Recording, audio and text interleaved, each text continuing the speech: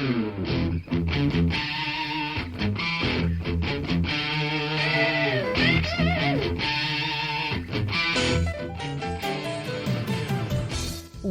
to Thriving Entrepreneur with your host, Steve Kidd, third-generation minister and 30-year business coach. Listen in as amazing, world-changing authors, speakers, and coaches share their struggles and victories. And hear from best-selling authors insight into how you too can live your life as a thriving entrepreneur. This is Steve. Welcome to Thriving Entrepreneur. Thanks for being with me here today. I appreciate you so much. I'm so grateful for this time that we get to be together where we can meet on the radio and we can talk about how to thrive. We can thrive in our lives and in our businesses, in all that we do, in spite of all the things that go on. I know we all have them. We can find a way today to thrive. There are so many secrets behind it, and I'm so honored to be able to bring the guests to you to help you learn how you can thrive, how you can succeed, how you can be exceedingly abundantly above all that you could ask or even think, to live thriving and truly free. I really want that for you, and I'm so excited for this chance to get together today while we talk about the story to scale your dreams, to help you be able to live the life that you intended to live, to be able to scale up your business in a way that makes you feel effective and powerful, to live thriving and truly free, to really truly exceed all of your own personal expectations, as well as meet the needs of the people that you were meant to serve. Today we want to look at how do we scale our dreams? How do we make the business that we have scale up and be even more than what it was? How do we make a strategy that isn't just based off of hope, isn't just a wish, but is really truly scaled up, is really truly taken to that next level, and is designed on purpose for us to thrive? How do we create a brand that tells the story of who we are? What is the story that scales your dream? You know, most of marketing really is all about the story. It's all about who can tell a story that appeals to the client so that they then want that product, good, or services. What is your story? And is your story helping you scale, or is your story helping you confuse people? Make people wonder, what exactly is it that that person does? What is your story to scale? What is the thing that you can tell people that helps them get to their next level in life, and in doing helps you thrive? We're here today to meet with three amazing guests and to talk about the story to scale your dreams, to talk about hope not being a business strategy, to talk about your brand, your story, scaling your business, and all of those things that you need to do so that you can live every day of your life as a thriving entrepreneur. We've got three great, amazing guests for you today, and we're going to jump right into them right now. Join me in welcoming Chuck Nabush. Hey, Chuck, how you doing today? Doing well, Steve. How are you? I'm doing great, thanks. We want to talk about your book, Hope is Not a Business Strategy, which is a name I love, by the way. Great book title. But tell us a little bit about your background and a little bit about you before we jump into the book. Oh, I don't know. I spent 7 years active duty in the U.S. Army and did a couple years in the National Guard before going to my previous employer, where I'd worked for 28 years, all in operations. I mean, we started in computer programming, worked in materials, logistics, project management, quality, as well as on the production floor, and just loved working with anything to do with operations from any perspective.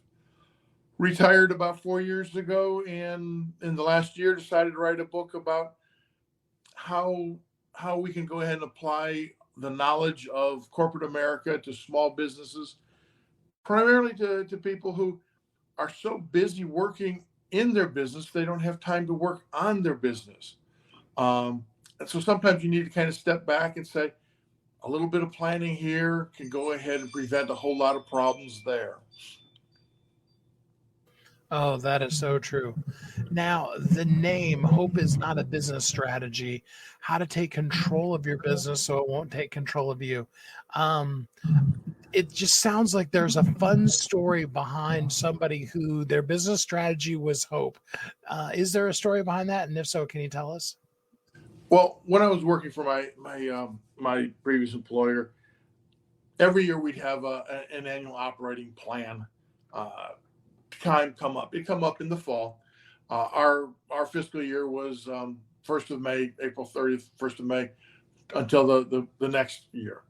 But we'd go ahead and start planning in September, October, that type of thing. And it was always a stressful time. Nobody liked to go ahead and put down, hey, what are we going to be doing in 6 months, much less going to be doing in 18 months?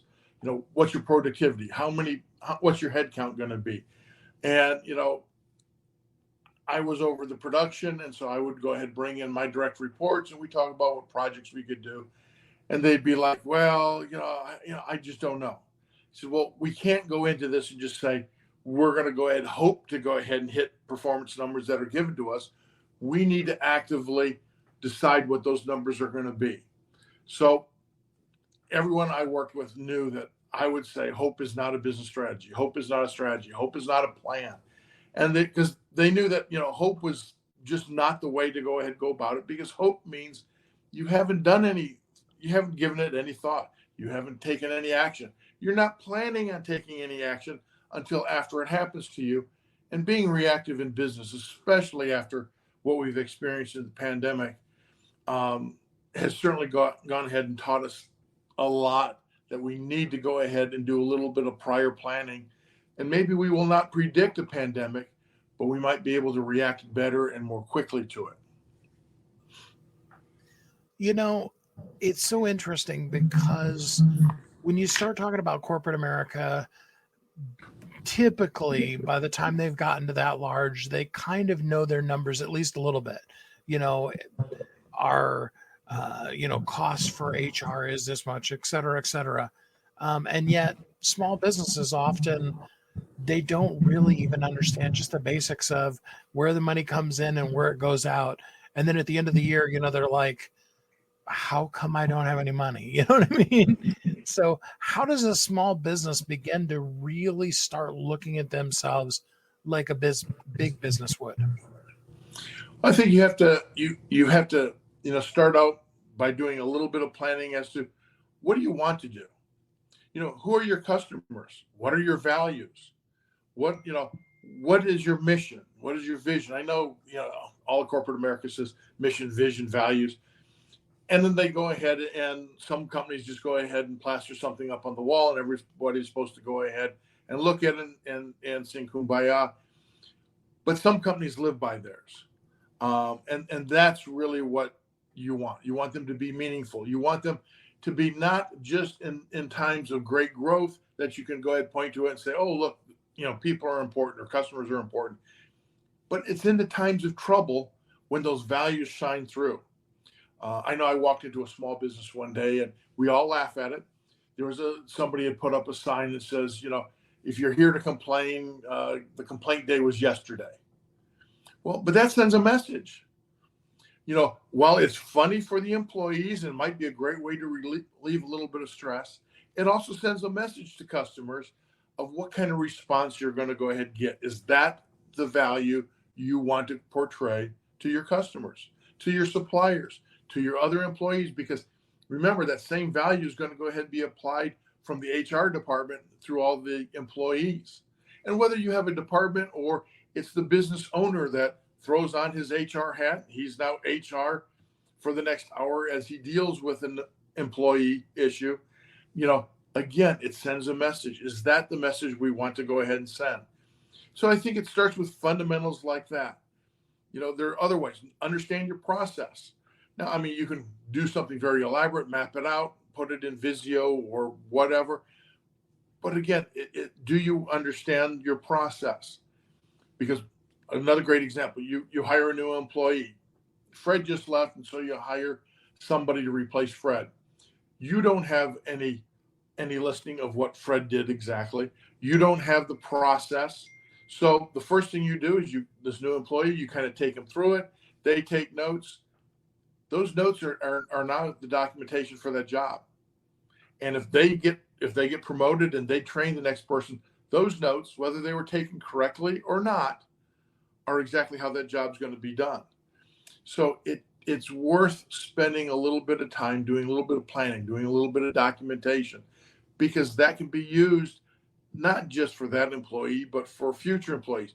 When something is going wrong, you can go back, well, are we following that process? Oh, nope, we're not. We took a shortcut. We took a shortcut for this reason, might have been valid, but how do we go ahead and change that? Or how do we go ahead and do it? And what other impacts might it have if we go ahead and make that change? I know I wrote in one of my books the whole concept of doing the things as a solo entrepreneur that you want to be the company culture once you have other people. If you don't reward yourself, how easy is it to let somebody do something really awesome, but you're not used to getting any praise yourself, so you don't give them praise? What are some of the kind of basic things that a person really has to have, scheduled out, even when it's just them, so that it then does create a system when there's 2 people or 10 people? Well, I mean, one of the concepts we learned from lean management is standard work. And again, that doesn't mean scheduling your day down to the minute, but it may mean saying, okay, I'm going to take 15 minutes a day, and I'm going to go ahead and praise whether I have 1 employee, I have 10 employees, I have 30 employees, or I have 60 employees, whatever. And I'm going to take 15 minutes a day, and I'm going to find something that somebody is doing right, and I'm going to say, good job, because that's important. And again, probably 15 minutes is not needed, but it also makes you look at what's going right as well as what's going wrong.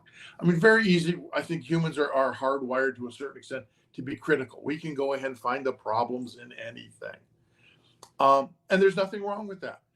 But sometimes we're not as wired to go ahead and see something that's going well and say, hey, good job on that.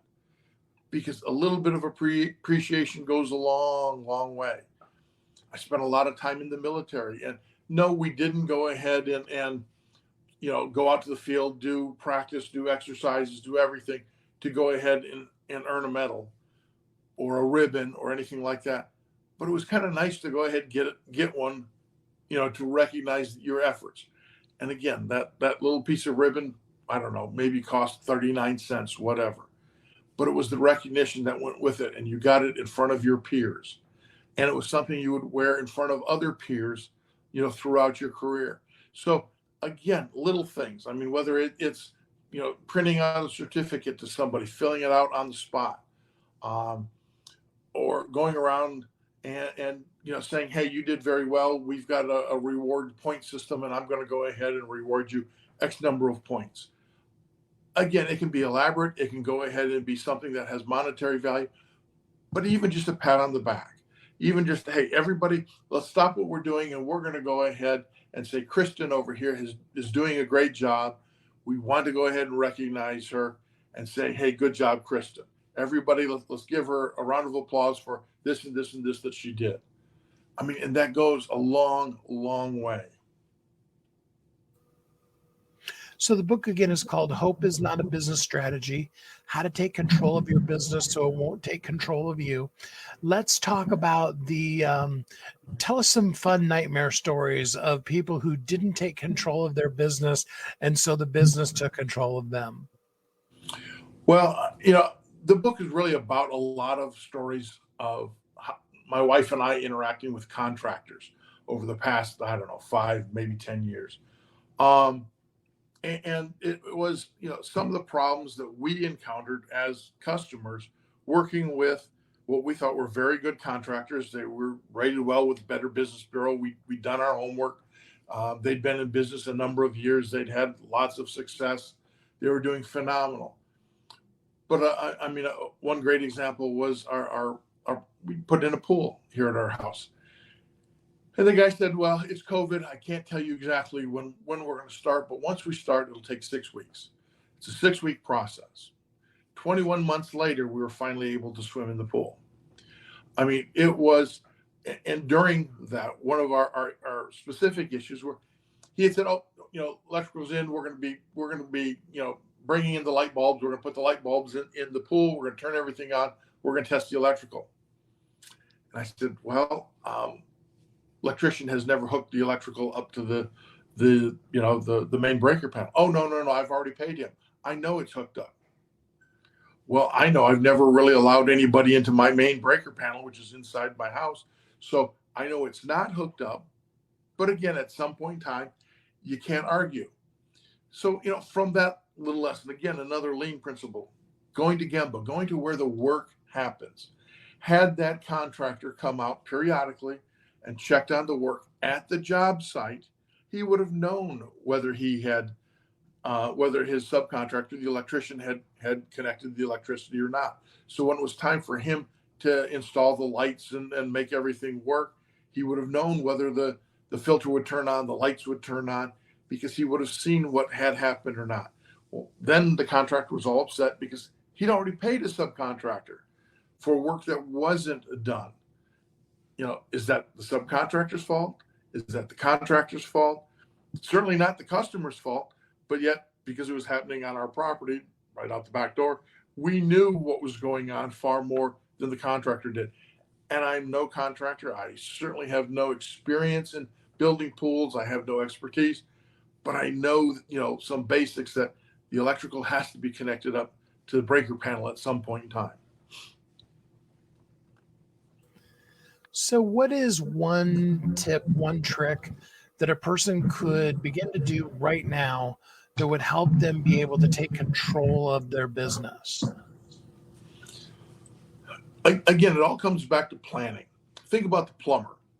I mean, I have some plumbers who are great friends of mine. I probably have their cell phone number in my phone, but they don't want to take a call at 10 o'clock at night or at midnight or 2 o'clock in the morning, which is, for whatever reason, about the time that your hot water heater explodes, stops working, your toilet backs up, you have a sewer problem, whatever. They've created a process so they don't take every one of those calls.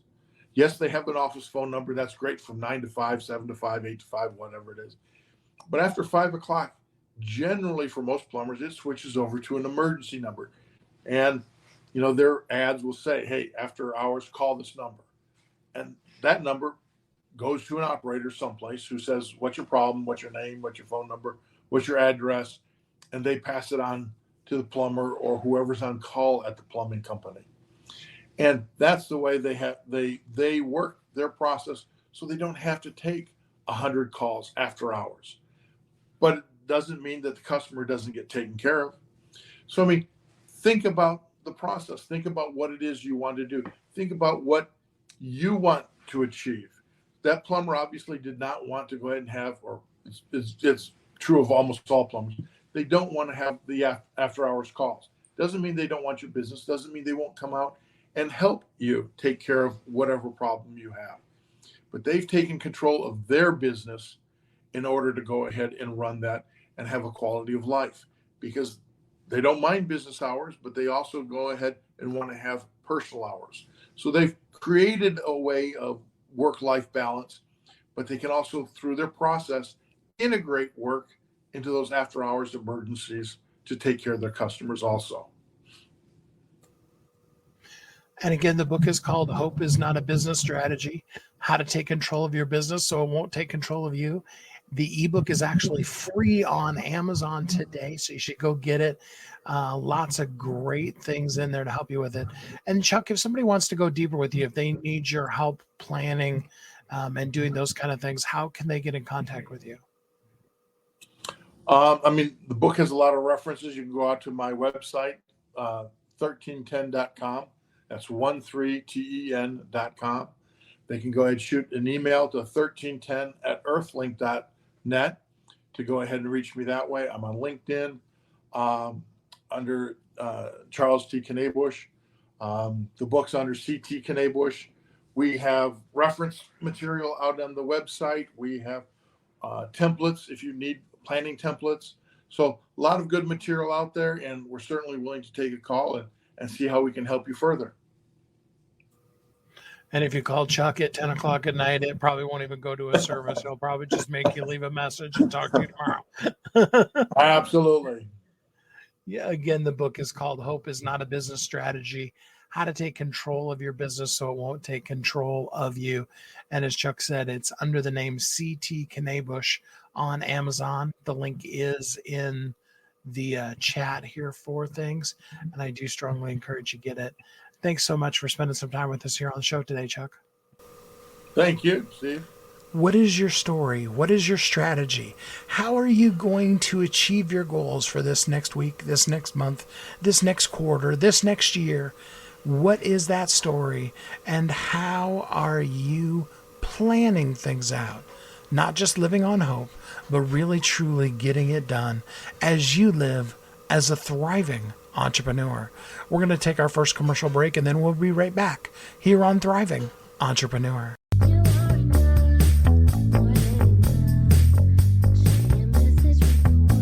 If you're an author who's on a mission, stand out with your brand out. Check this out, guys. Yep, everything's marketing, and marketing is everything. Your existing book can become a best-selling book, or even, hey, like mine, a #1 international best-selling book in 5 days. Listen, if your business isn't known by everybody, it's obscurity, and that's death, right? The same thing is true for your book. If you're not happy with the way your book is performing, you got that far and then it just fell off the face of the planet kind of feeling, go to yourbestsellertoday.com. Schedule a talk with Steve. It's risk-free, it's guaranteed, it's proven. We've done it thousands of times. What are you waiting for? Yes, yourbestsellertoday.com. This time next week, you could have a beautiful seal on your book and get the attention that you deserve. Reach the people that you came to serve. Come on now. What are you waiting for? Grab a pen. Here we go. All you got to do is book a call, yourbestsellertoday.com. Go to yourbestsellertoday.com. Book a talk with Steve. It's proven, it's guaranteed, it's gonna happen. All you have to do is say yes to your destiny.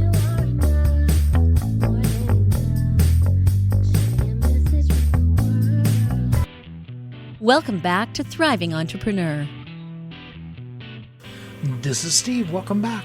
Thanks for listening to Thriving Entrepreneur today as we talk about the story to scale your dreams. In the first segment, we were talking about the whole concept of having a strategy, not just a hope, a want, a wish, or a dream, but having truly a strategy and putting with that the story that's going to scale your dreams. So now we want to talk very specifically about scaling your dreams. What are the things you dream of, and how can you scale them up to even greater heights? With that said, let's jump into our next guest. Join me in welcoming Jim Padilla. Hey, Jim, how you doing today? I am doing fantastic. Thanks for having me here, Steve. Absolutely. Tell us a little bit about yourself and how you show up in the world. Yeah, well, I have a huge emphasis and passion for helping people scale their dreams, their opportunities. I tend to find that most people are living at, a low level of output based compared to their potential. And usually they just haven't been motivated enough, and then oftentimes don't have enough of a plan on what they would even do to live into that full potential. So I see people as typically greater than they see themselves, and I do all I can to help them see it too. So, up-leveling, being the best you can be, generating more with your company that you really love. Is there a secret behind, just getting by and really succeeding at what you do? I think there's a switch that happens in all of us. And unfortunately, it's too many times we have to turn it on ourselves. There are certain circumstances that can turn it on, but everybody hits that switch at a different place where you start recognizing that it's really not about you, right? Our life that we have, the gifts we were given, the things that we do are most beneficial and optimal when they're actually on purpose and on display for other people. And I had kind of tales of two lives myself. I grew up in a pretty hard knocks environment, in an abusive environment. I was in foster care as a teenager and on the streets and in gangs and then in jail by 19. And I spent most of my time worrying about me. And I learned how to read the room and learn how to influence people in my direction, primarily just so they wouldn't see me as a threat. But everything I was doing was mostly to keep me alive. And I carried that on into my 40s, and I made a lot of money, but primarily to take care of me. And it wasn't until I had some big losses and struggles that and 2008 was a big piece of that, where I finally recognized that there has to be another way to utilize my skills and use them to serve other people, so that it actually left me feeling good. Because no matter how much I made and what I did, there was no fulfillment, because it was all about, I knew, to even, intentionally, I knew I was doing this. I just didn't know how to turn it off or how to do it a different way. You talk a lot about you not being, meaning the main entrepreneur, not being the one who is the primary driver of sales and marketing, and doing that whole, spend all of your day on Facebook doing lives kind of thing, and replying. But, that's what most of the mainstream is telling us to do. If that's not the way that works, what should we be doing? Well, I'm a huge proponent, and we're actually our company. We just launched a reignite relationships campaign, because at the end of the day, marketing strategies come and go, business tactics come and go. Relationships are what's going to drive everything. And so when we just make it a massive point to show up in service to the people that you care about, or the people that you collectively in common can serve and care about, things change. Then, results are real. You're serving people. You're showing up at your best. You're showing up to truly support the people that you're working with, all in service of the marketplace and or your client base. And it's just a different perspective, and when you spend all your time, most of the time most people are very transactional focused, and it's largely because that's the only thing we think. It's all we know. We know, well, if I have a sale, if I talk to somebody, I can make a sale, instead of recognizing that if we just serve people, the sales will show up. And I know that sounds very esoteric and ethereal, but I learned, and people say it to me too, like, well, you can afford to do that because you've made millions. And I'm like, you don't understand. I didn't make millions until I started doing that. Just show up to serve people and let it take care of itself. So let's, we won't pick on any of the listeners. We'll pick on me. Okay. Okay. Let's say that I said, all right, all I want to do then is just provide value into the world and get to know people and serve them and be there for them. Number one, depending on what day of the week it is, locked down or not locked down world where we may or may not be able to meet in person, sure, what are some tactics to be able to do that? I mean, do we still use Facebook and YouTube and things like that to interact with people, or what should we be doing? Yeah, well, it can be a quite a painstaking task if you're going to, connect to individually to hundreds or thousands of people on a social media platform.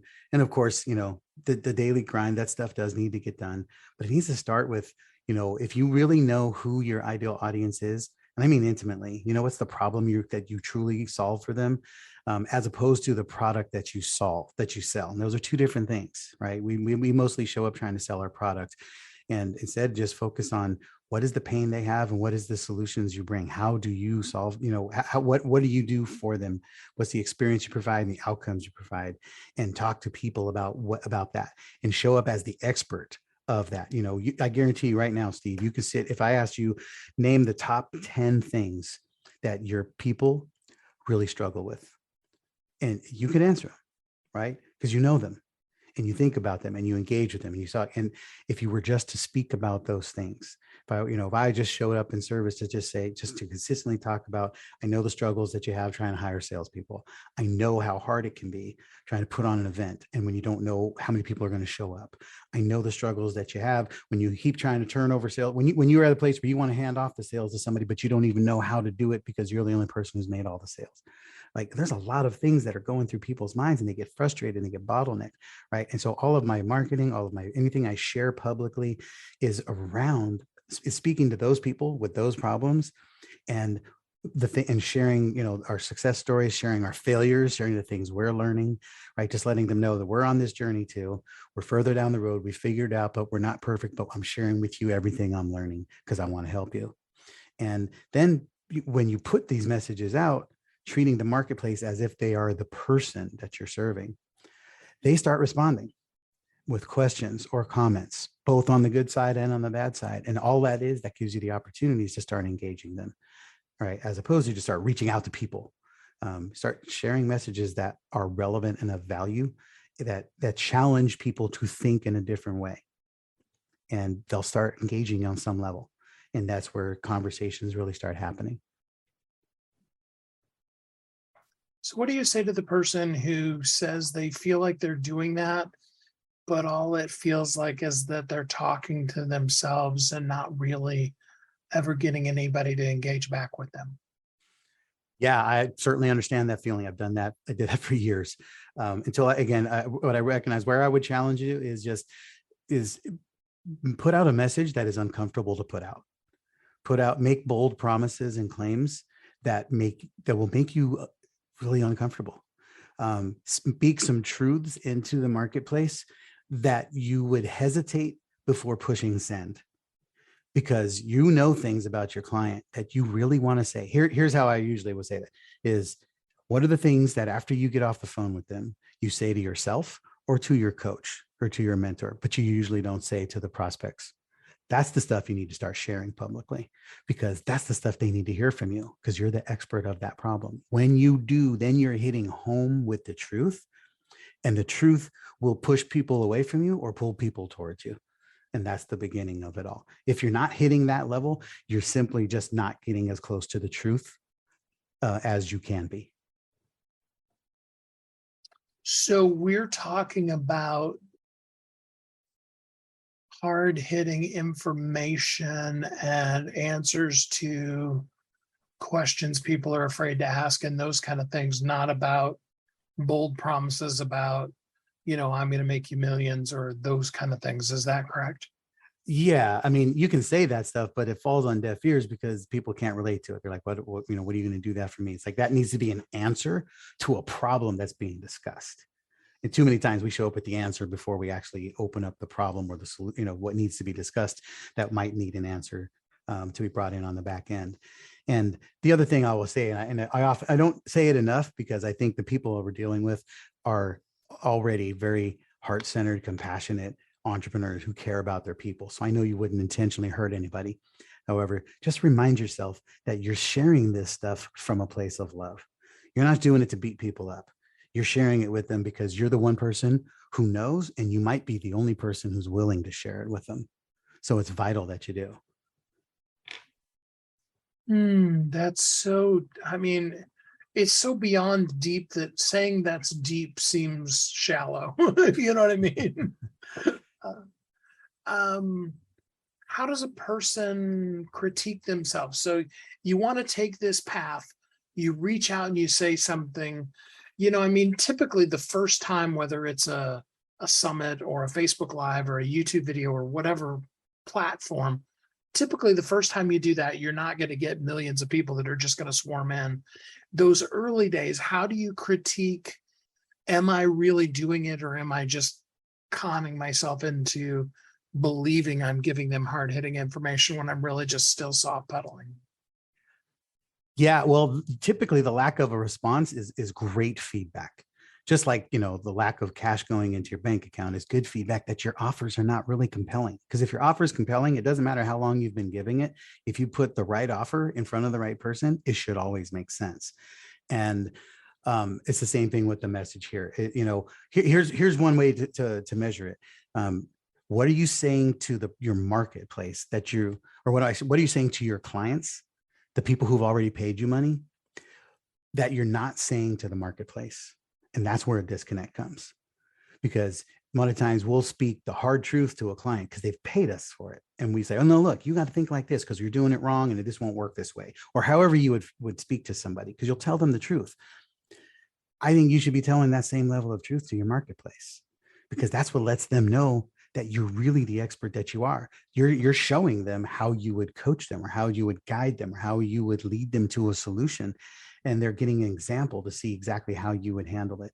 One example for me is, I probably say every single day on some interview, on a podcast or in a training, your offer sucks.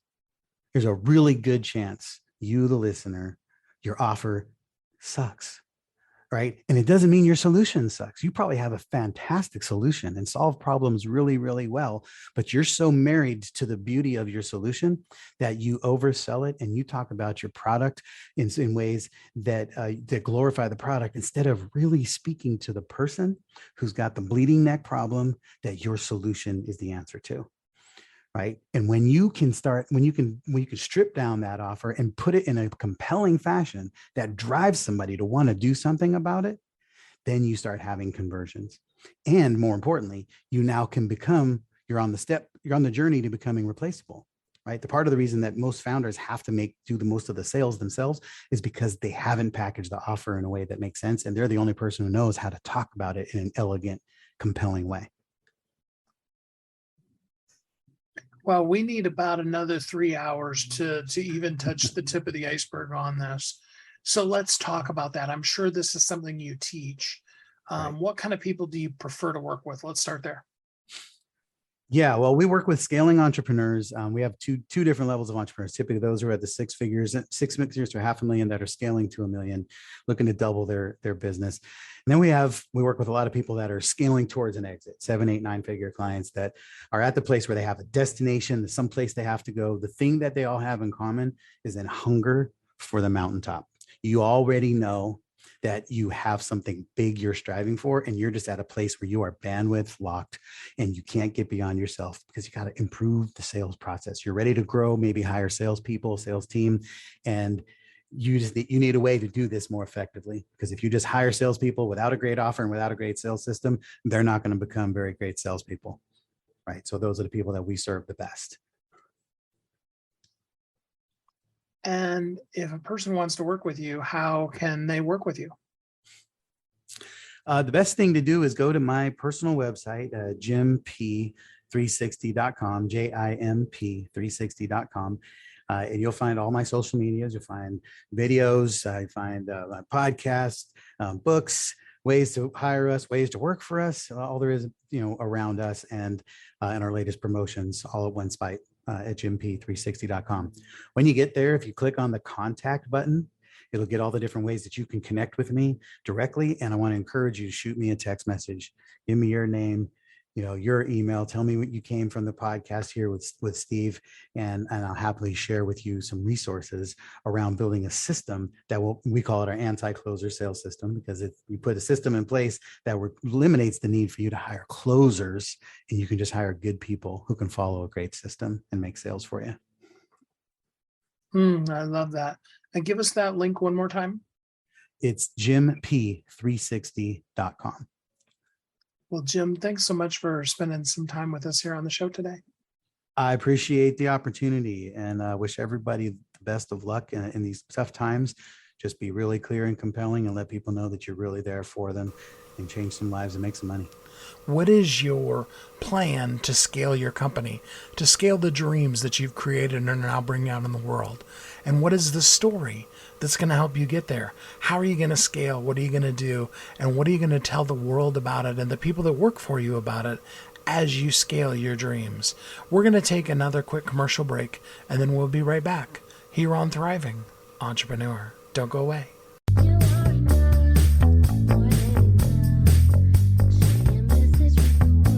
If you're an author who's on a mission, stand out with your brand out.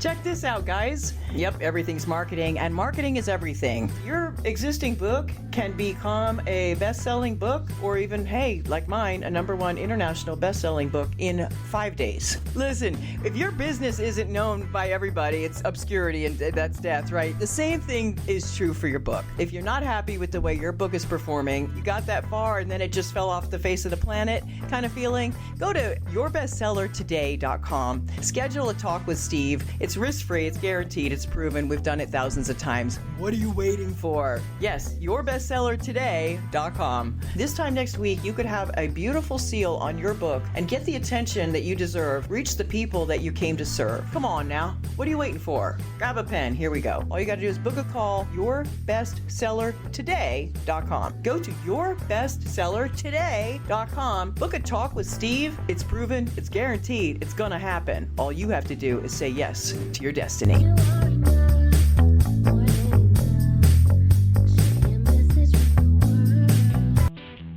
Welcome back to Thriving Entrepreneur. This is Steve. Welcome back. Thanks for listening to Thriving Entrepreneur today. So let's jump into our story now. We've been talking about scaling our dreams and about the strategy, and I've been teasing you the whole time about the story that's going to scale these dreams. So now let's talk about welding, wielding, crafting, creating that story, and using it to scale our dreams. Let's jump into our next guest. Join me in welcoming David Salinas. How you doing today, David? I'm doing really well, Steve. Thanks for asking. Absolutely. So tell us a little bit about you and how you show up in the world. So I am an entrepreneur originally from New York City, living in Connecticut. I am a serial entrepreneur. I've started several businesses. I have a marketing agency called Digital Surgeons, which is really focused on design consultancy and growth marketing for a variety of different types of companies, from crypto companies to CPG companies to B2B companies and the like. We do quite a bit of work for about 15, 16 clients. We've been in business for 16 years. Recently got into a real estate development that's been really successful called District. I invest in early stage companies and constantly like to launch ideas. Most recently have been doing a lot of focusing in the cannabis world. So I got to hear this story. It says in here that you bought a building for $1 and turned it into $25 million. Please tell me that story. Yeah, that's a good one. They call me Dollar Dave. Our building, so we moved around a bunch as an agency, beg, borrowing, and stealing offices to the best of our ability to keep our costs low, because we had only started the business with $5,000. So we went from one office where I negotiated with the landlord he said, I want $700 a month. I said, all right, I'll give you $200 a month and I'll pay you $6,000 at the end of the year. We expanded 3 times in that building and then moved to another building and, started, did more of the same. And then finally, the building that we were in was purchased by a big developer from New York. And he told us his plans were to not renew our lease, which was up in 22 months, and that we would get kicked out eventually. So I went on this sort of mission to find a replacement space. And at that time, we were like 30 people. So I knew it needed to be, and we were doing great work and things were starting to really take off. So we knew we needed a really great space. So I looked for something. I couldn't find anything. Right across the street from our warehouse where our office was, there was an old abandoned bus depot that was owned by the state of Connecticut's Department of Transportation. And they had abandoned it about 7 years prior. So one night I had this epiphany, this vision. I was looking at a satellite view. I was very frustrated. I couldn't find space. I was looking at a satellite view of the bus depot from Google Maps, Google Satellite, and I realized just how massive it was. It was 9.5 acres, 200,000 square foot of building on a river right next to the highway. And I just had this huge vision for what it could be, which was an amalgamation of things I had been thinking about since 2007, when I had this idea to build a creative collective community in a single building. And this is pre-WeWork. So everything came to me in that 5 minutes. The next day I pushed the city to figure out how we could get the state to play with us and consider this as a space for us. The city did convince the state to put the property up for RFP, which is a request for proposal. We competed for that. And in the finale, we were chosen to go up against the big New York City developer that was across the street. He bid $3.1 million to turn the space into a grocery store and a parking garage. And we bid $1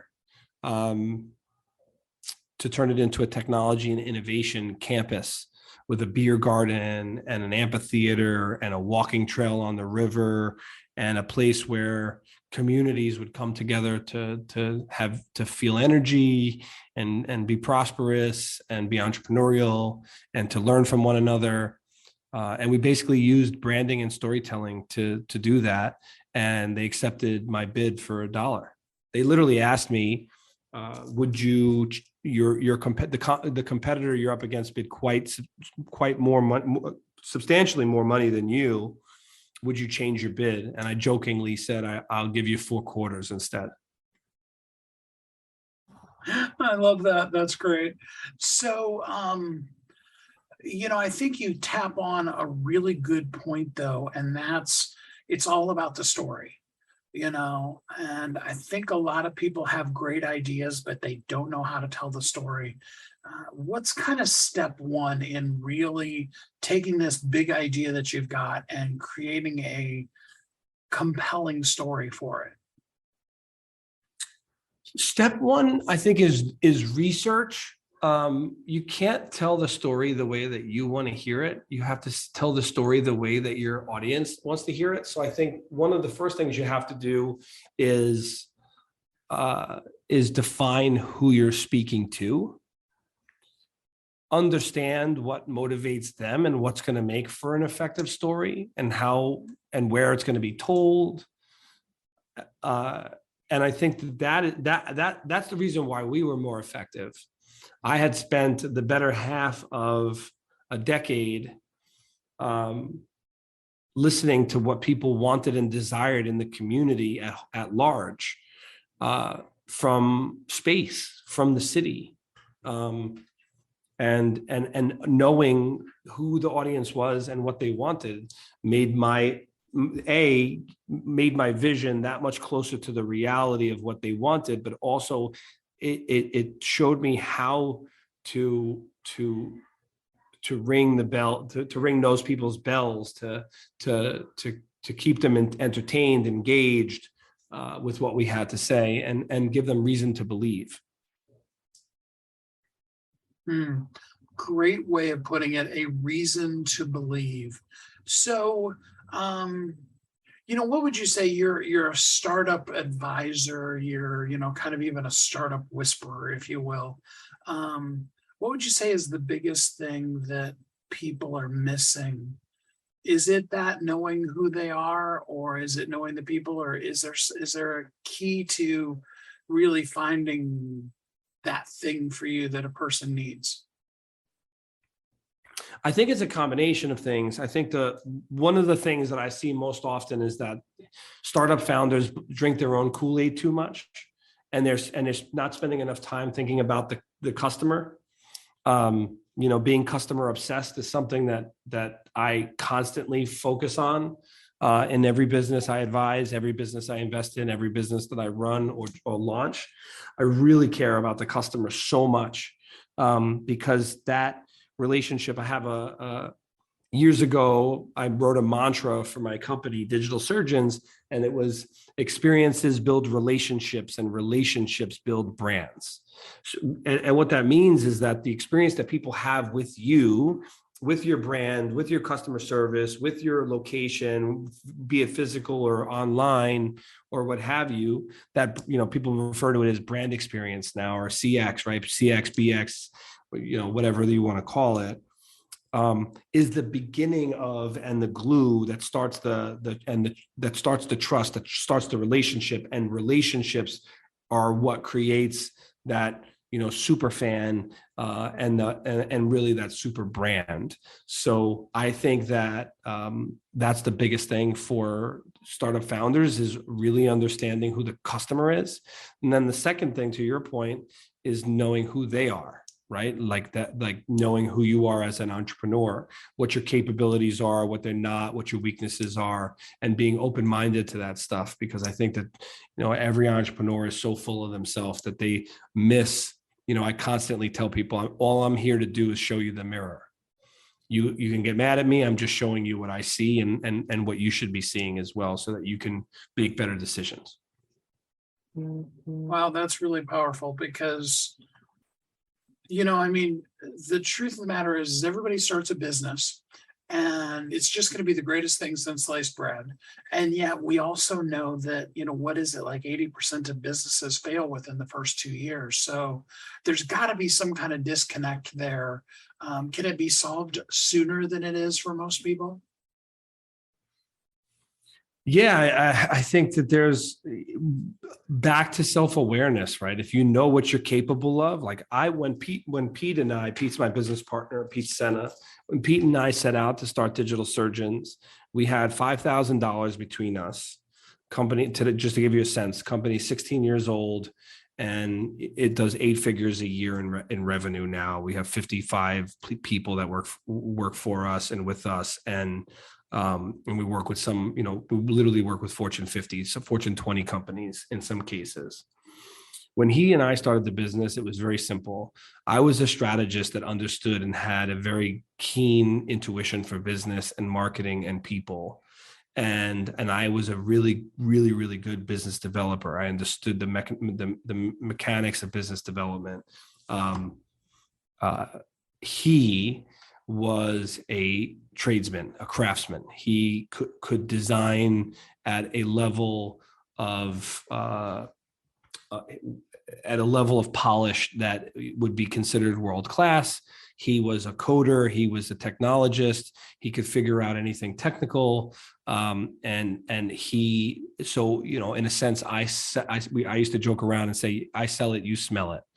And that yin and yang, which is so prevalent today, like it's so obvious today, really made us successful. I think that it was very clear. I knew who I was. He knew who he was. And then from there, we were always on a quest to be better and to get better, both as individuals, both as an organization, and both as a partnership. And those are very different things that I just mentioned. I think that knowing who you are, seeking, and if you can't figure it out, asking questions, always seeking feedback, so that you can get the gift of feedback and therefore get better, I think is critical. So you mentioned that you've worked with Fortune 50, even Fortune 20 companies. And then, I see in your bio that you've worked with people up to and including even Lady Gaga and stuff like that. It's got to be a little intimidating for somebody listening, but what kind of companies do you work with? So typically we work with venture funded startups. I mean, we're definitely not, the only way we're working with companies that don't have the budgets to work with us is if we're taking an investment in those companies, and which we do quite a bit of. But there has to be some split of cash and equity in the game. The companies that and to be honest with you, it's the startup companies that are the funnest ones to work on, right? When we're building something from scratch. For our latest one was Hue, HUUE.co. It's a technology platform in the cannabis space, and specifically in the inhalant space.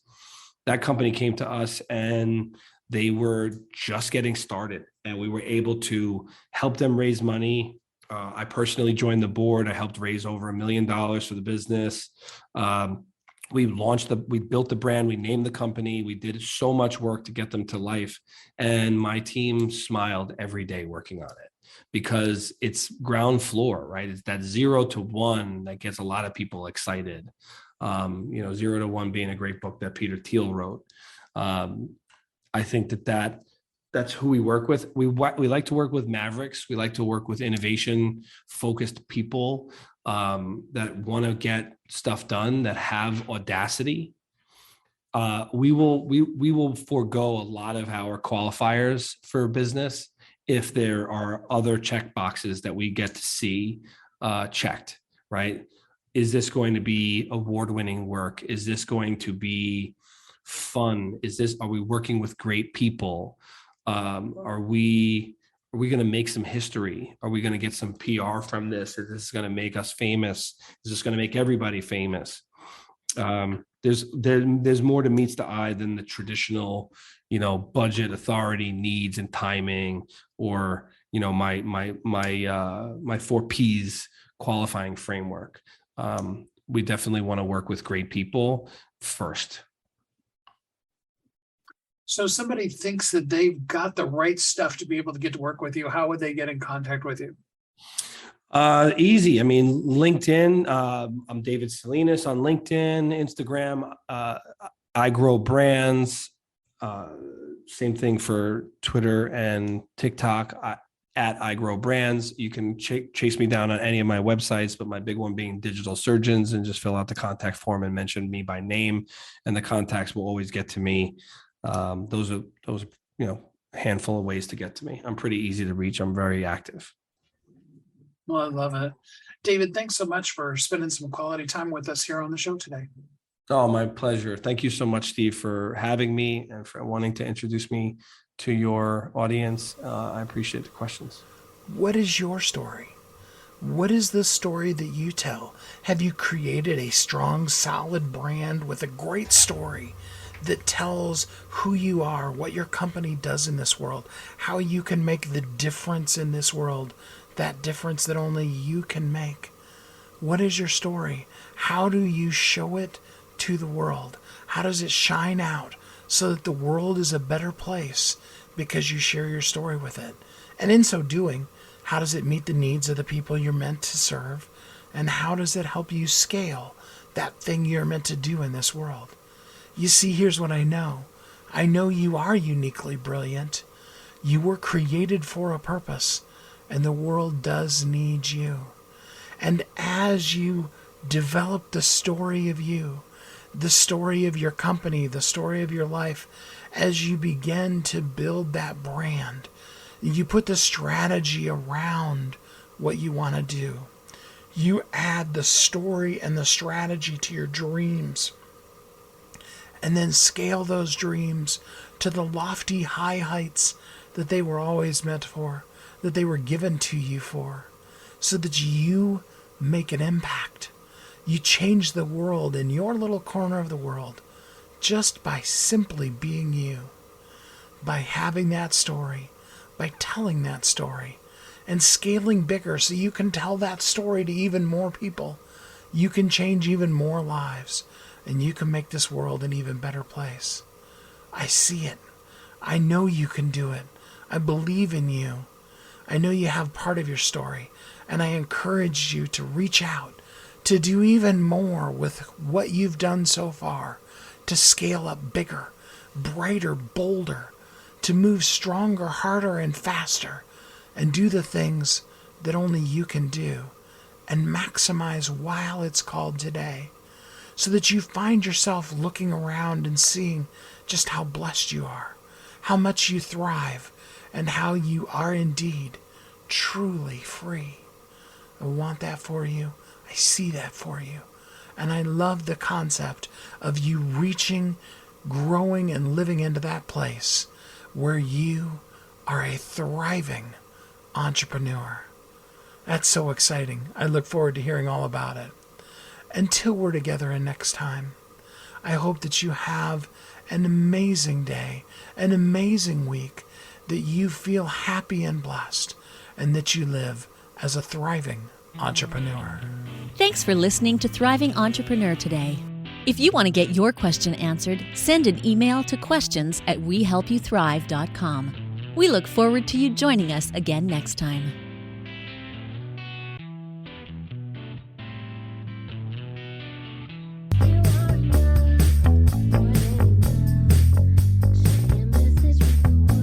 If you're an author who's on a mission, stand out with your brand out. Check this out, guys. Yep, everything's marketing, and marketing is everything. Your existing book can become a best-selling book, or even, hey, like mine, a #1 international best-selling book in 5 days. Listen, if your business isn't known by everybody, it's obscurity and that's death, right? The same thing is true for your book. If you're not happy with the way your book is performing, you got that far and then it just fell off the face of the planet kind of feeling, go to yourbestsellertoday.com. Schedule a talk with Steve. It's risk-free, it's guaranteed, it's proven. We've done it thousands of times. What are you waiting for? Yes, yourbestsellertoday.com. This time next week, you could have a beautiful seal on your book and get the attention that you deserve. Reach the people that you came to serve. Come on now. What are you waiting for? Grab a pen. Here we go. All you got to do is book a call, yourbestsellertoday.com. Go to yourbestsellertoday.com. Book a talk with Steve. It's proven, it's guaranteed, it's going to happen. All you have to do is say yes to your destiny.